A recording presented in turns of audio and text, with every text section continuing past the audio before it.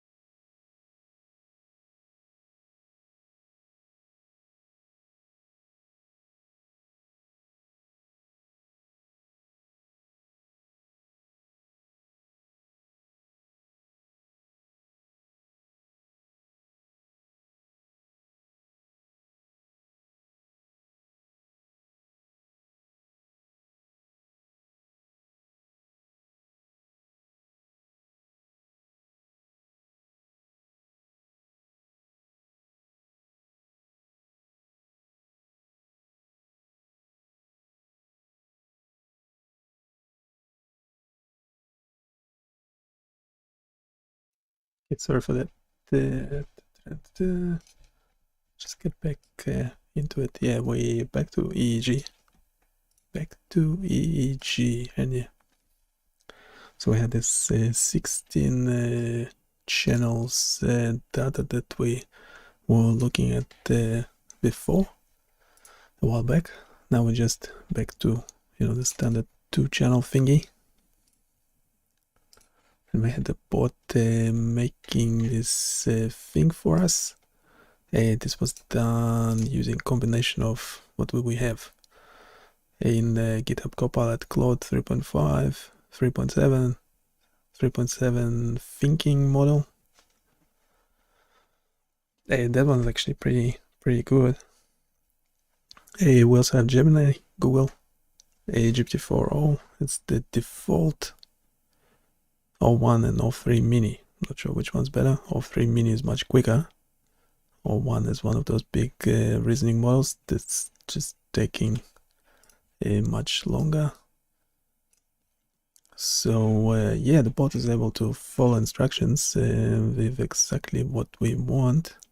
You're right, I see the issue. The problem is in two areas. When the window size drop-down changes, it recreates the navigation controls but doesn't preserve the selected value in the drop. Yeah, so we had this issue with the window size drop-down, so we're navigating these two EEG channels. Yeah, this buttons looks pretty good. We can have another level of it. Yeah, there's a lot of things. We don't want to make it like standard thing. We just want to see how far we can push the bot for it to actually develop it itself, as if it was the, the actual expert developing these things. So we're doing vibe coding, so we're just gonna accept the changes. Let's see if we play 0.5 speed, change to okay, 20 seconds actually stops. 20 seconds, 20 yeah, that looks correct. So it was able to fix the problem. It's this Sonnet thinking model. Let's start a new chat. So we have both edit with Copilot. We'll place it. We'll do one of the smaller models for this. Let's do 3.7 Sonnet, and let's just chat with it quickly. So I have this main.js, and Yeah, just a quick one. Okay, just a quick response. If you had to get rid of one of the features in the JavaScript, what would it be?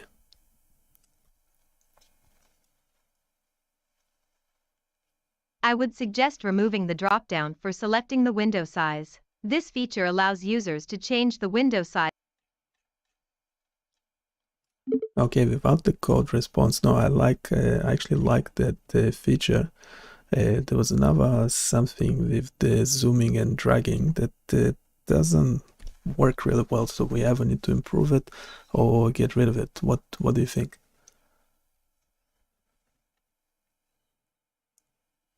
If the zooming and dragging feature is not working well, it might be better to remove it for now to improve the user experience. This will simplify the interaction and avoid potential frustrations for users. Okay, so supposedly you can just edit with Copilot. Menu, select the request.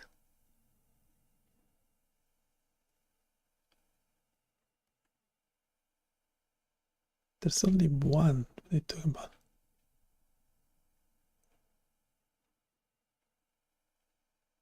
I know the what to. What I do? Yeah, the what to.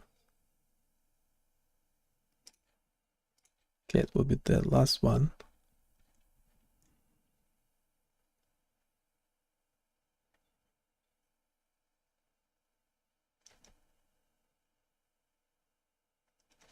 Okay, it's removing the zooming.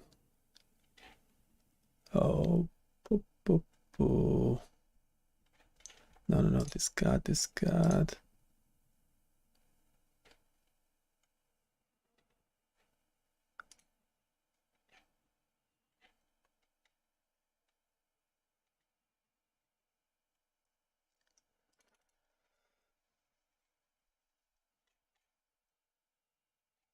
Just moved it into.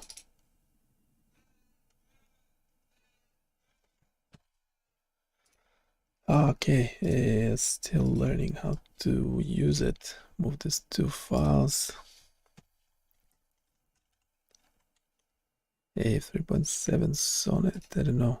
Which one is better? Well, which one is quicker in this case? Let's try Gemini for a sec. We had some success with it before.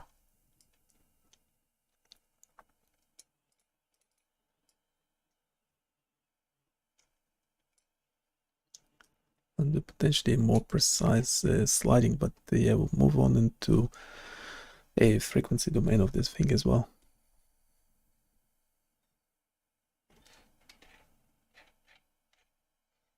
Okay, so just commenting out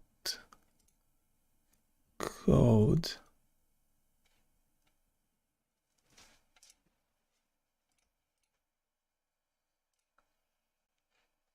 And updated the HTML, which is great.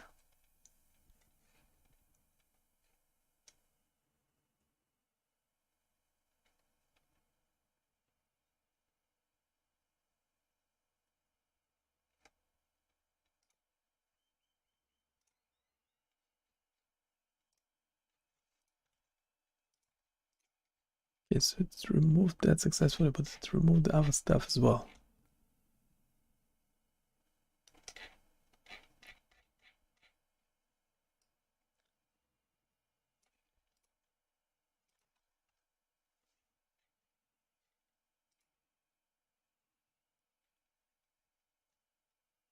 Okay, so Gemini 2.0 is not great. Let's do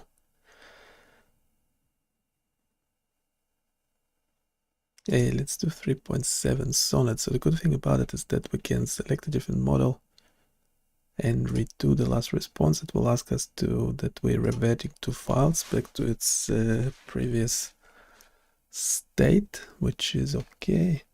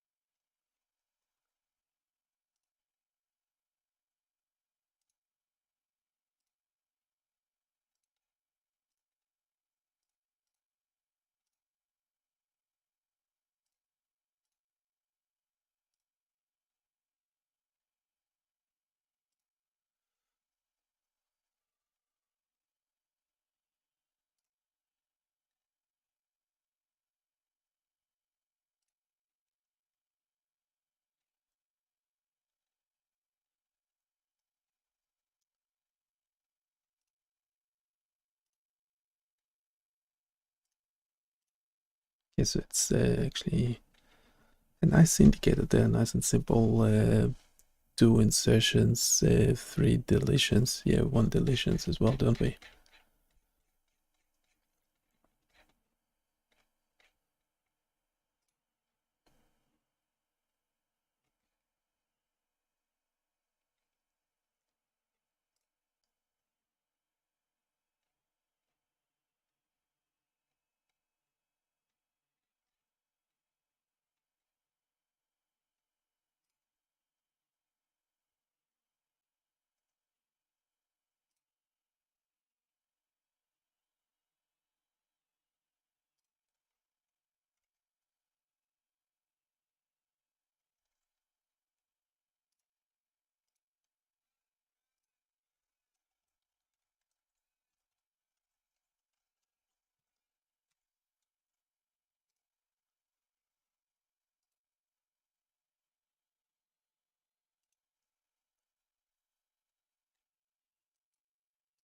Yes, it's finished the edits. I have to save the file. Okay, that's much better. This 3.7 Sonnet and this specific particular task is better than Gemini 2.0.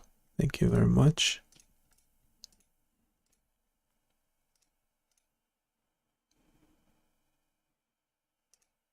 Yeah, I like how the play, when you play 0.5, yeah, there's something weird with this data. It's two channel. Oops. There's something wrong.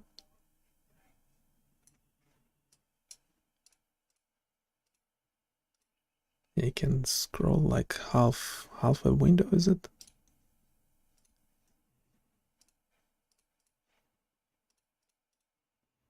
What just happened there? It says 30 seconds, but it doesn't look like 30 seconds. Okay, 5. Let's go to the beginning, 5 seconds. Yet the location of this thing should just stay where it is, isn't it? Why it's going? It's going default to the middle.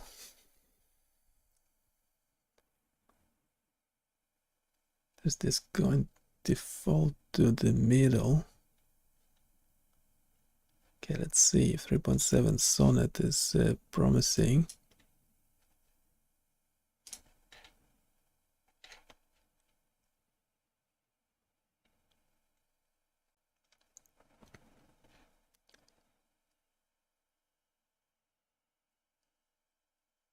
Yeah, let's check with the thing first. No.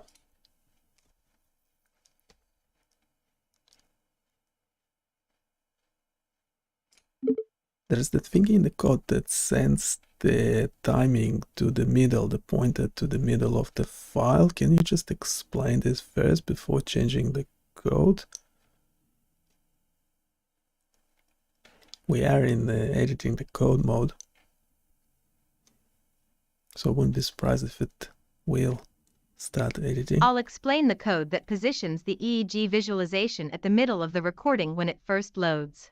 Explanation of mid-recording positioning. In the current code, the visualization starts by displaying the middle portion of the EEG recording rather than the beginning. This is a common practice in medical visualization to show a Okay, that's fine, but can we actually just make sure that when the page loads, it's loading the middle, using the middle pointer, but when we're actually doing other things with the, with the sliding, moving around the file, changing the window size, it should not revert back to the default middle pointer option anymore. Do you know what I mean?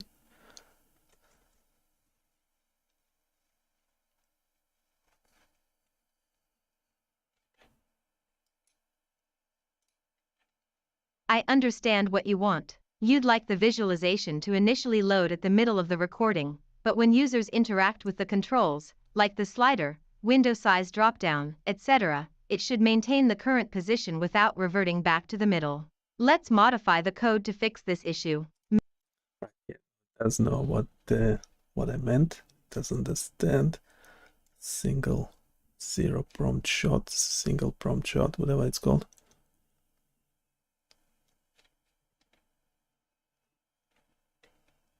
And so it's added position tracking. Updated the slider to use the track position. Very nice, very nice. Modified the window size, change handler to maintain the current position. Okay. Make sure we update the visualization with the maintain position. Yes. Update the view with the current time position. Sounds very good.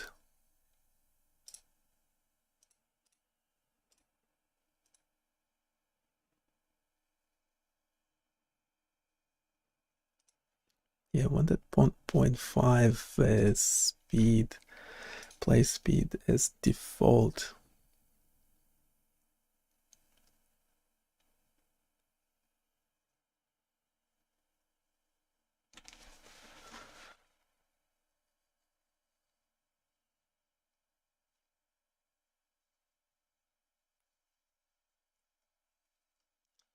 Yeah, the code is getting extremely long. And we are vibe coding, so I'm not gonna read any of it, just gonna accept.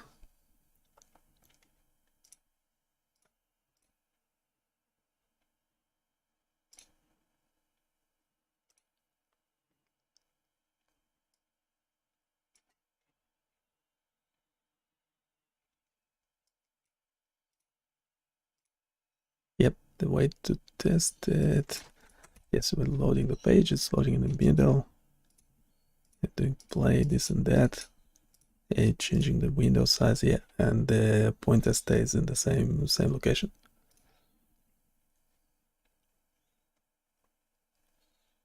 Yes, so 3.7 Sonnet seem to be having better luck with it. Yeah, what do you think those are? It's just some bad recording.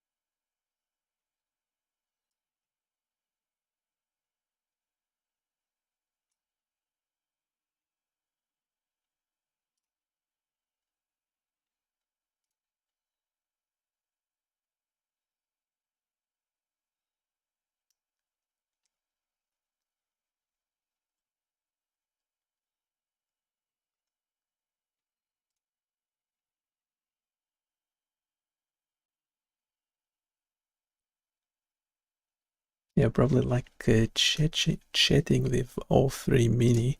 Okay, if you had to split the JavaScript file, how many files would you split it into?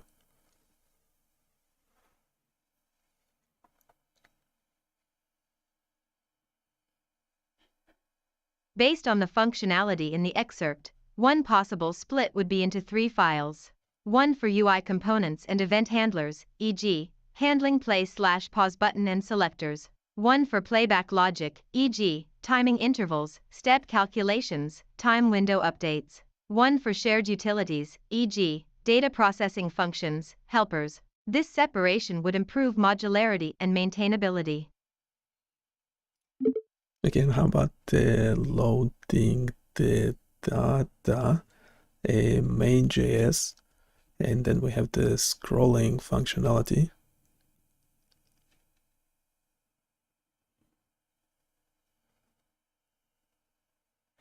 Based on the responsibilities in main.js, you could split the code into at least 4 files. One for data loading functions, e.g., fetching and parsing data. One for scrolling functionality, e.g., handling scroll events and interactions. One for playback logic, e.g., managing play/pause intervals and updating the time window. one for UI components and event bindings, e.g., building selectors and wiring up buttons. This separation would enhance modularity and ease maintenance.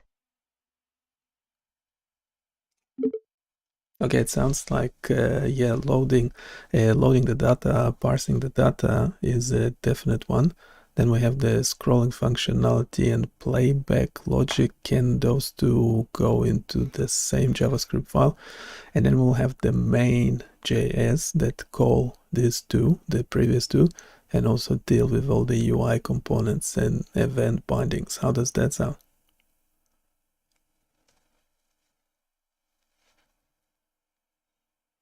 That sounds like a clear separation.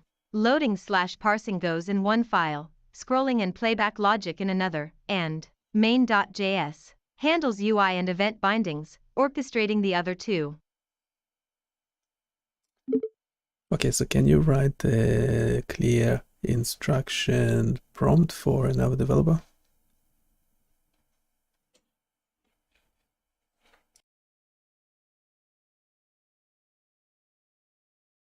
Create a new file, e.g., dataloader.js, that handles all data loading and parsing functionality. Create a second file, e.g., playbackandScroll.js, to combine all scrolling functionality along with playback logic, e.g., the set interval playback timer and update functions. In main.js, limit the code to UI component rendering, buttons, selectors, etc., and event binding. For example, retain the code that creates the playback button and selectors, but move the logic inside the click handler into calls to functions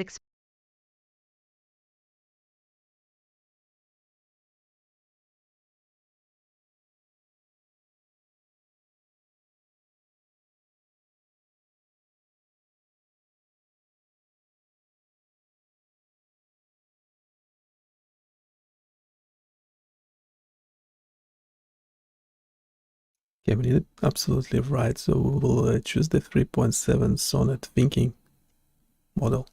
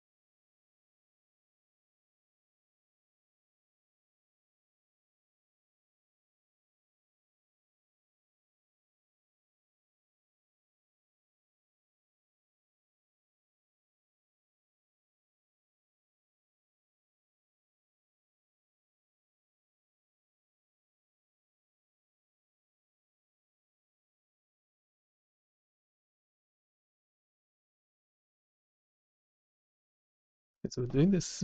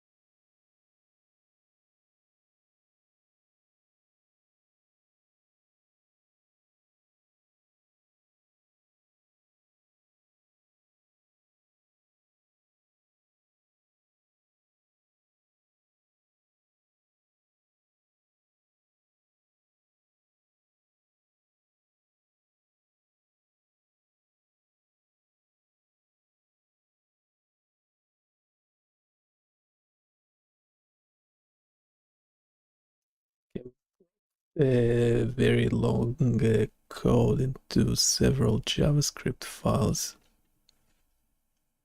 but there might be some errors. First of all, it became much slower, which is what I intended to do anyway by turning it, making default 0.5 speed and adding a 0.25 or something, but now it's pretty slow as it is. You can use your keyboard left and right.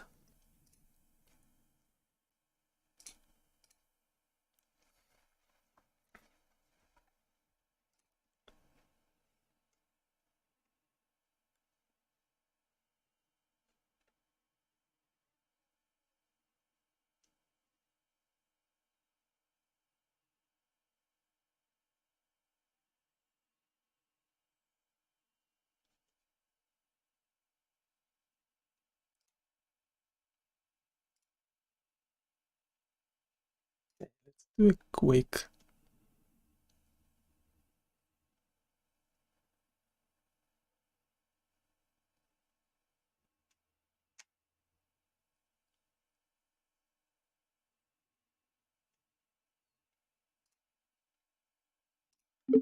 Hey, can you just review the code without making any changes? So we now have the 3 JavaScript files. They seem to work okay. There seemed to be some problem with changing the window size again. We had this already before. Can you just have a look without changing the code?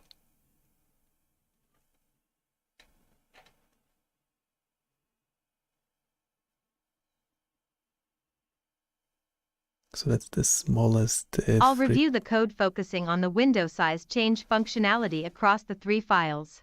Window size change flow asterisk. The issue likely occurs in the chain of events when changing window size. User selects new window size in main.js add navigation controls.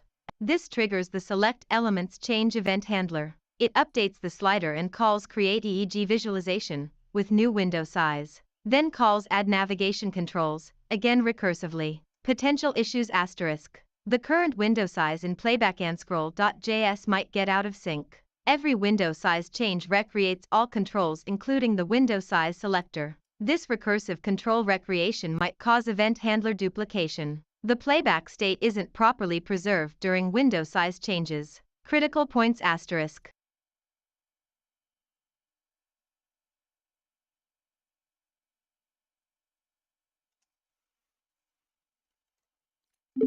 Okay, can we actually try fixing this without breaking anything else?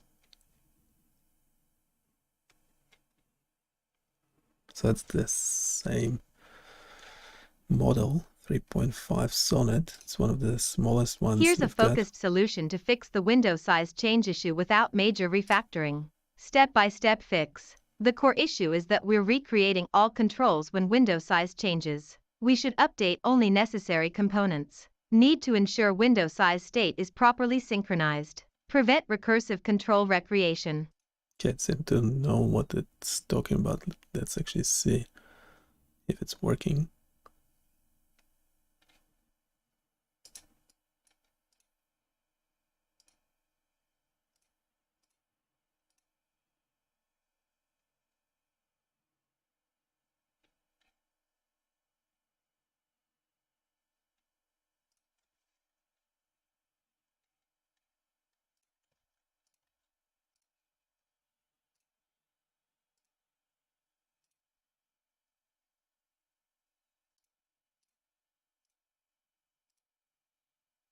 Okay, it seemed to work.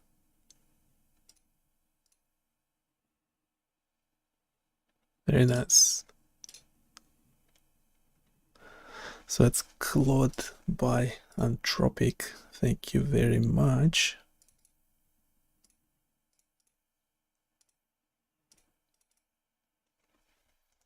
Yeah, what should we do next? If we're still staying in the time domain,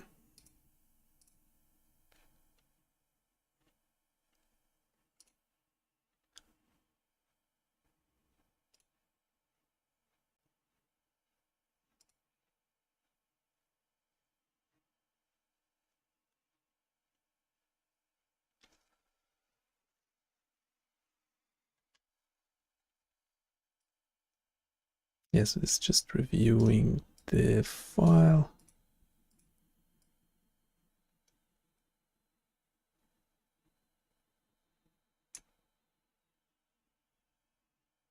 Oh, quite a bit of memory usage. What happens when we load the page? Yeah, it is loading the entire file, doesn't it?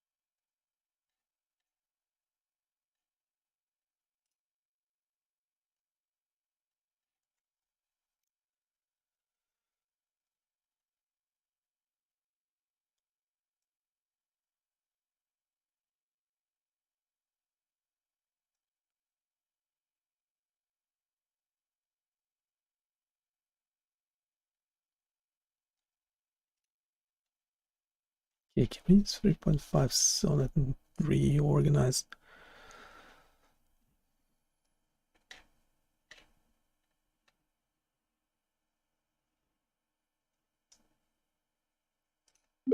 Hey, can we actually restructure the file and folder structure for this folder? So I want the JavaScript to be in a separate folder and the PDFs in a separate folder again. Can you do it? The data can stay in the main folder. That should be fine.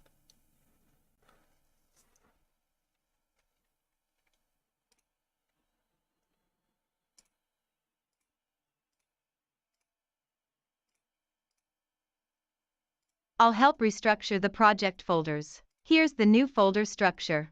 Bionic Chaos Site / anesthesiology / index.html data / I did put the data in a separate folder even though I asked it not to, but that's okay.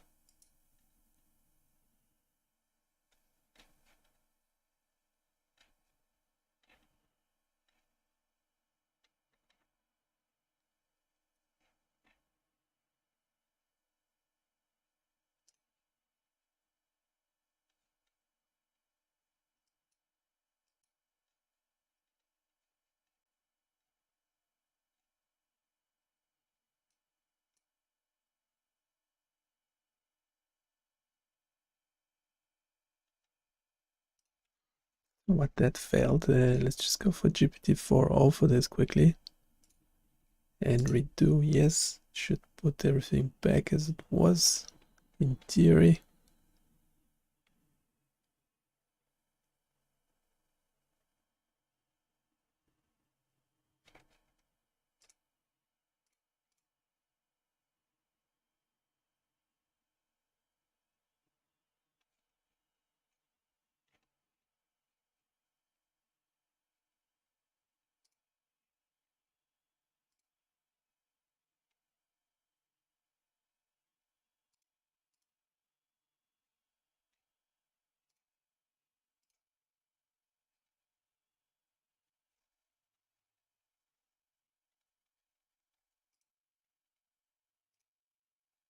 Yep, and it will break. Because GPT-4o is not that smart. Okay, I can bring the big gun. 3.7 Sonnet thinking. Redo the thing. Yes, should bring everything back.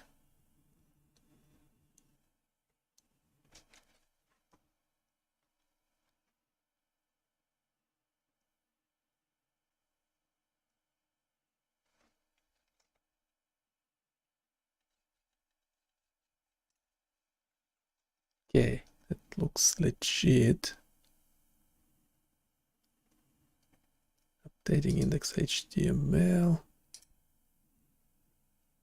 Okay, update the folder. What? Why are you being lazy?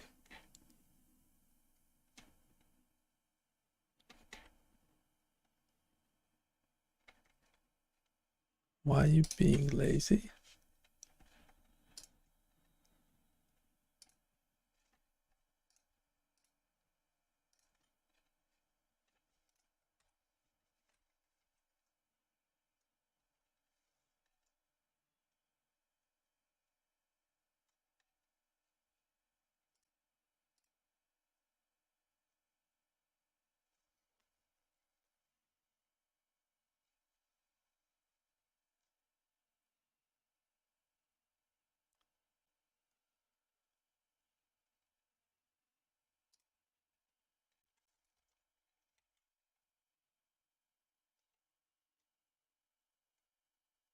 Okay, now reverting back will be a pain.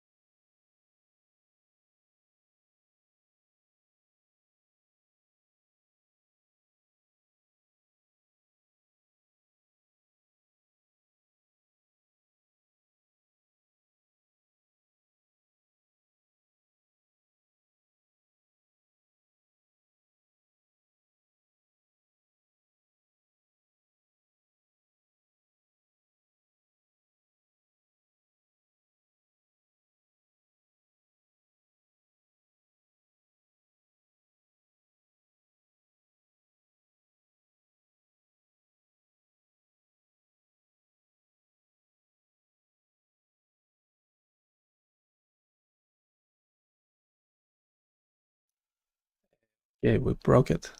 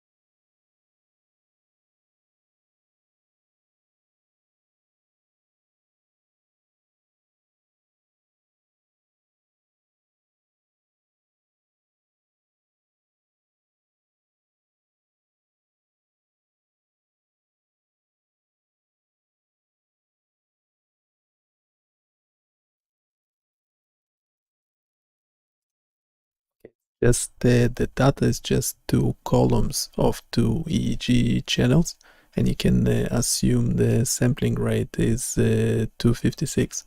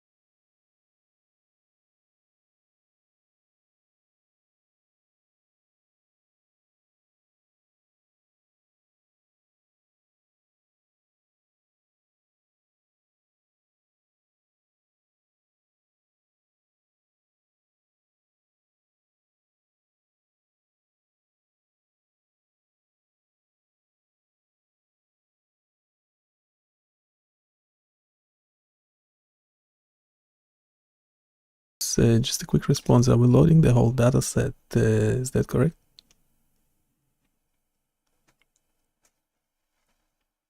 Not just the one file?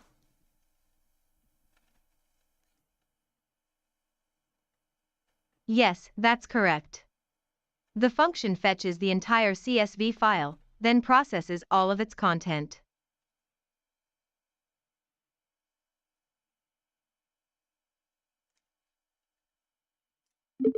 And the file is just 7 megabytes. However, we have more than 100 megabytes loaded in the browser. Hey, can you explain why that might be the case?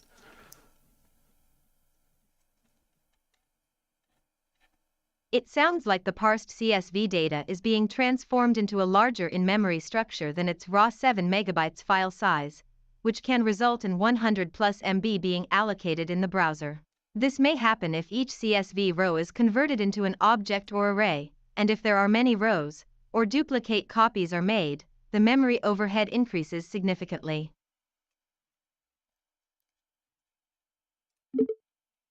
No, there's no overhead. We seem to be loading correctly. There's no repeated, just 2 columns of EEG, one for each channel of EEG data. So can you guess why the memory in the browser is so much larger than the actual file?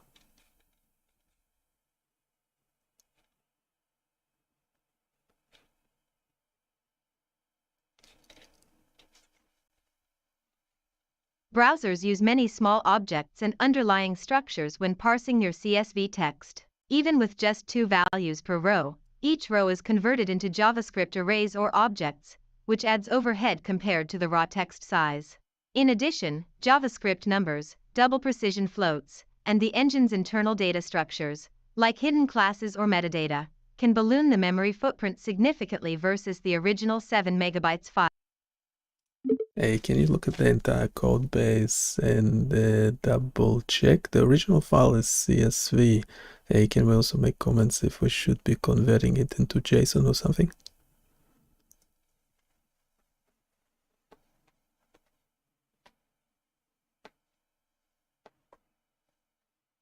The code definitely expects a CSV. You're reading raw text, splitting on new lines and commas. Converting to JSON would require an extra step, parsing CSV, then serializing to JSON, and wouldn't save much unless you pre-convert the file on the server so the browser doesn't do the parsing work at runtime. My recommendation is to keep CSV if the pre-processing cost is acceptable. Otherwise, consider pre-converting the file to JSON and serving that to reduce browser parsing overhead.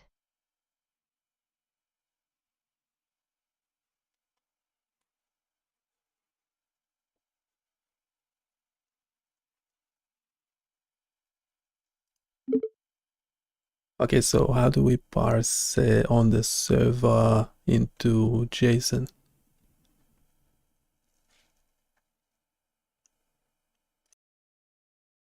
Here's an example of converting a CSV file to JSON on a Node.js server using the x.json library. Const fs equals require fs. Const csv equals require x.json. Const path equals require path.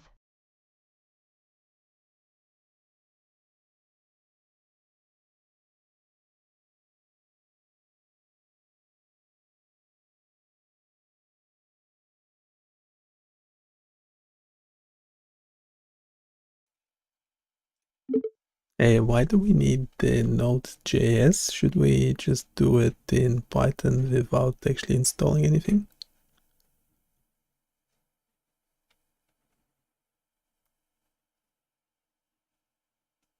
If you already have Python available, you can convert CSV to JSON using built-in libraries without installing extra packages. Here's an example. Import CSV, import JSON, CSV underscore.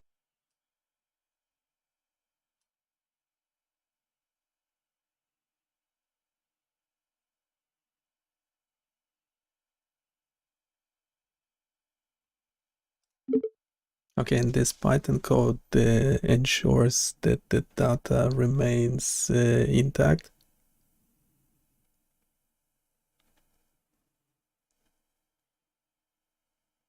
Yes, the Python code reads the CSV file and converts each row to a dictionary using csv.dictReader, ensuring that each value is transferred without alteration into the JSON output. This approach should preserve your data intact.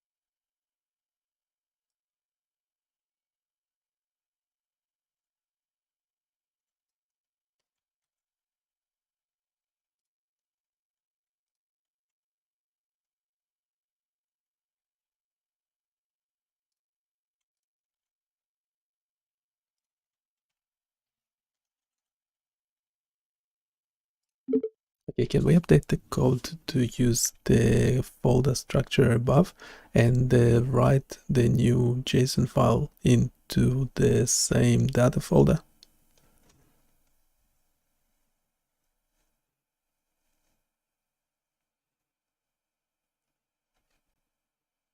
Solution for updating pre-processing script to use folder structure. I'll modify the script to use the correct folder structure. Reading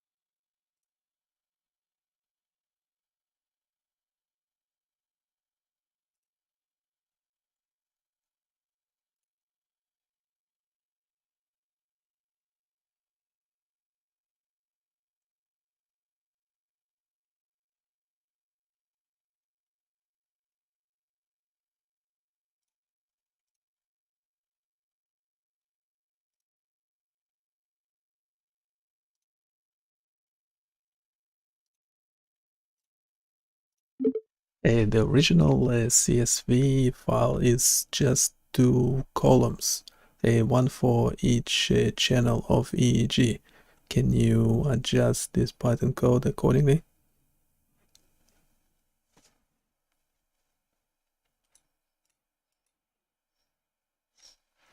I'll modify the code to handle a CSV file with just 2 columns for EEG channels. Let me explain the approach step by step.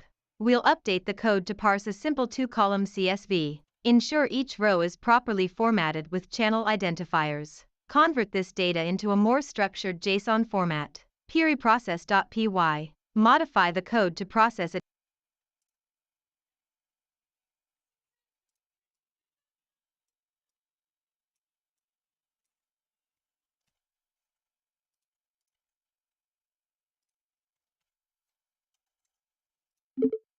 Above is the sample, the first 10 lines of the CSV file. Can you adjust the code so it works with this sample?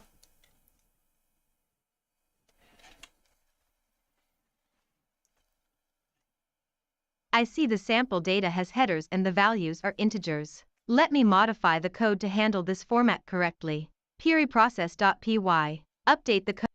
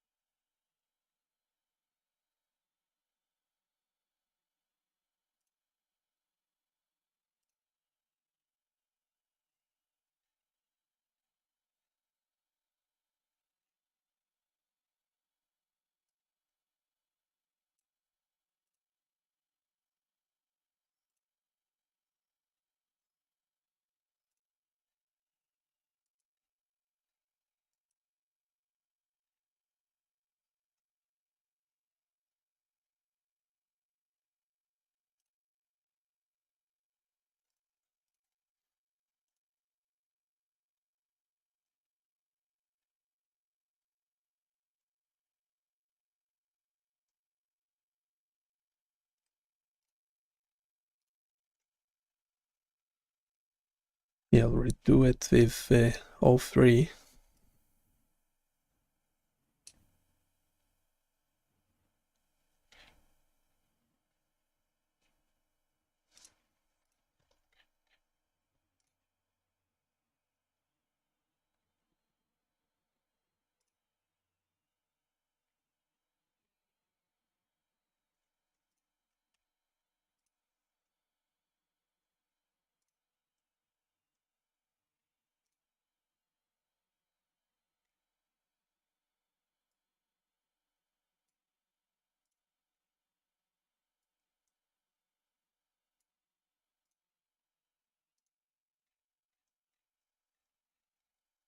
Yeah, I'm not convinced.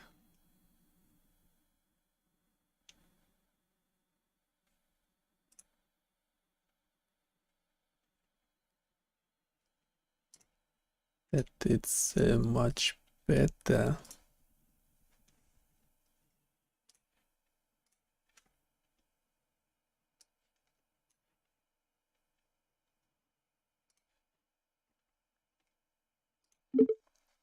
I'm not convinced that the generated EEG JSON file is much better. I don't think it doesn't look more efficient than the original CSV file.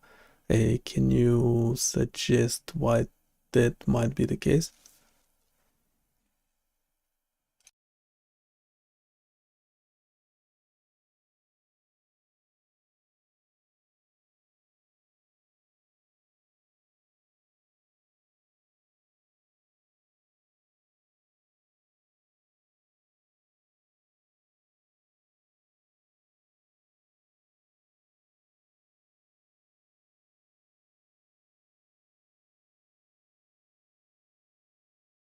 You're right to question the efficiency of converting the CSV to JSON in this case. The JSON format isn't necessarily more efficient for several reasons. Increased file size, JSON is more verbose than CSV because it repeats field names for every data point. It adds syntax elements like braces, quotes, and commas. The indent equals 2 parameter adds white space for readability, but increases size. Limited transformation, the conversion is very basic. Simply mapping CSV columns to JSON properties, adding sequential IDs that don't provide much value, not leveraging JSON's ability to represent hierarchical data. EEG data characteristics, time series numerical data like EEG readings often work well in CSV format since it's column-oriented and efficient for uniform numerical data. Tools for scientific/signal processing often work directly with CSV. To make the JSON more useful, you could store channel data as arrays instead of individual objects. Add metadata about recording parameters, sampling rate, etc. Group data by time segments or events. Include processing information or annotations. If you're concerned about efficiency, consider either keeping the CSV format or implementing a more sophisticated JSON structure that better leverages the format's strengths.